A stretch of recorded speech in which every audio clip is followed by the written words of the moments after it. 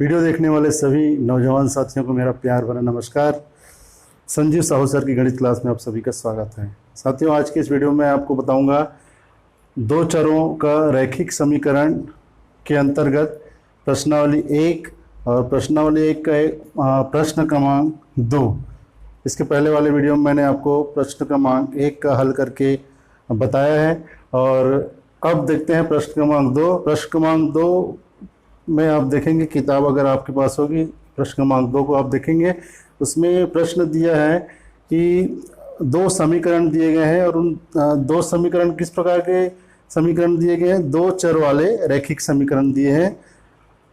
तब उनका ग्राफ देख करके हल के बारे में हम पता कैसे लगाएंगे, इसके बारे में प्रश्न क्रमांक 2 में पूछा गया है। तो आप प्रश्न क्रमांक 2 में देखेंगे कि इसमें 4 सवाल हैं, अ, ब, स और द। चारों सवाल को में दो दो समीकरण दिए गए हैं जो कि दो चर वाले रैखिक समीकरण। जैसे आ में दिया है 3x धन 2y धन 12 बराबर 0 और दूसरा समीकरण दिया हुआ है x ऋण y धन 1 बराबर 0। वैसे ही सभी सवालों में ब, स और द, चारों सवालों में दो दो समीकरण दिए गए हैं और साथ में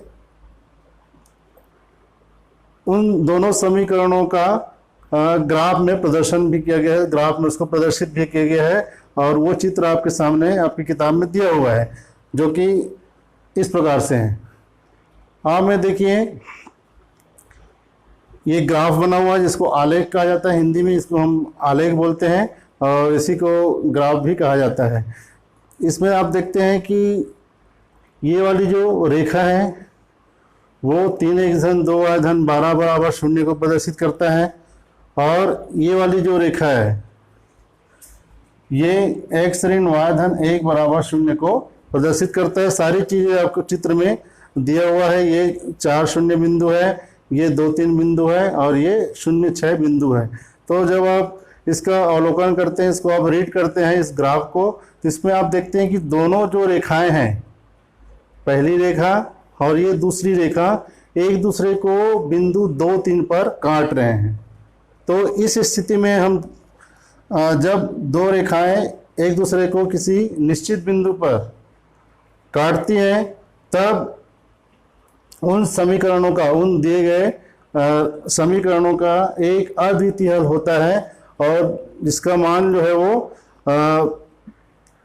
निश्चित होता है। यहाँ पर हम देखते हैं कि ये दोनों रेखाएं एक दूसरे को बिंदु 2 3 पर काट रही हैं, इसलिए इसका इस दो समीकरण दिए गए उनका जो हल है वो अद्वितीय हल होगा। इसका जब आप उत्तर लिखेंगे तो हल का प्रकार क्या होगा, अद्वितीय हल। और साथ ही चूंकि ये दोनों रेखाएं एक दूसरे को 2 3 बिंदु पर काट रही है, ये कटान बिंदु है दोनों का, तो इसमें जो शुरू वाला जो होता है इसको हम भुज बोलते हैं और इसको कोटि बोलते हैं। भुज का मान, भुज को जनरली हम x से प्रदर्शित करते हैं और कोटि को हम y से प्रदर्शित करते हैं। तो x बराबर यहाँ पर हो जाएगा 2 और y बराबर 3। इस प्रकार से अगर दो समीकरण हमको दिए गए हैं, दो चर वाले रैखिक समीकरण दिए गए हैं, तब ग्राफ को देखकर, उनसे बने हुए ग्राफ को देखकर उसके हल के बारे में हम पता लगा सकते हैं कि वो किस प्रकार का हल है और उसमें x और y का मान, भुज और कोटि का मान क्या होगा। चलिए आगे देखते हैं ब को। ब में दो रैखिक समीकरण दिए गए हैं, दो चर वाले, 3x धन 6y बराबर 15 और x धन 2y बराबर 5। इन दोनों समीकरणों को इस ग्राफ में प्रदर्शित किया गया है और जब आप ग्राफ को ध्यान से देखते हैं तो दोनों ही समीकरण एक ही रेखा के द्वारा प्रदर्शित है। इसका मतलब यह है कि दोनों का जो मार्ग है वो एक ही है। इसका मतलब, इसको हम गणित की भाषा में बोलते हैं कि 3x धन 6y बराबर 15 की जो रेखा है और x धन 2y बराबर 5 को प्रदर्शित करने वाली जो रेखाएं, दोनों आप समपाती हैं, एक दूसरे के ऊपर होकर जाती है, इसको हम बोलते हैं समपाती है। और समपाती होने की स्थिति में हल का प्रकार क्या हो जाएगा,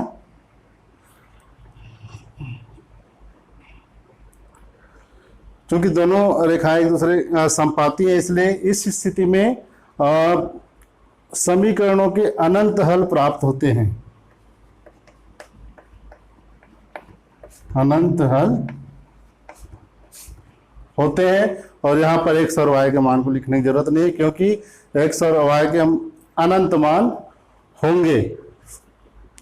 तो इस प्रकार से हम दो समीकरणों को देख करके और उनके ग्राफ को देख करके, उन समीकरणों को ग्राफ में जो प्रदर्शन किया गया है, प्रदर्शित किया गया है, उसको देख करके हम हल का पता लगा सकते हैं।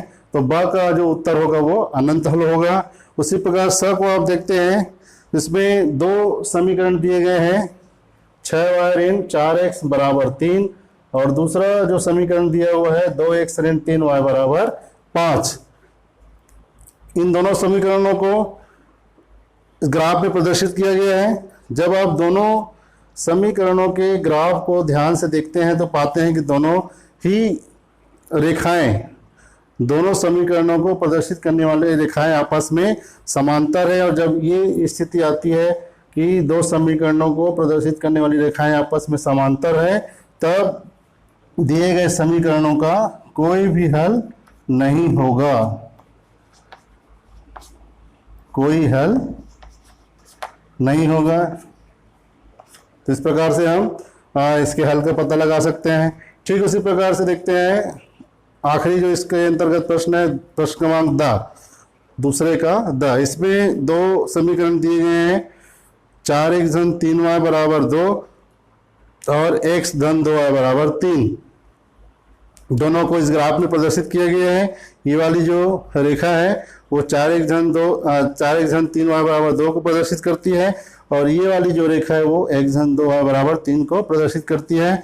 ध्यान से देखने पर हमको पता चलता है कि ये दोनों रेखाएं एक दूसरे को यहाँ पर इस बिंदु पर, जो कि कौन सा बिंदु है, ऋण 1 2, x अक्ष के मान को हम पहले लिखते हैं, उसके बाद y अक्ष के मान को लिखते हैं। तो x अक्ष का मान यहाँ पर ऋण 1 है, y अक्ष का मान 2 है, इसलिए इस बिंदु का जो मान होगा वो क्या होगा, ऋण 1 2 होगा। चूंकि ये दोनों रेखाएं, दोनों समीकरणों की रेखाएं जो है वो एक दूसरे को एक निश्चित बिंदु पर प्रतिच्छेद कर रही है, इसलिए इसका हम इन दोनों समीकरणों का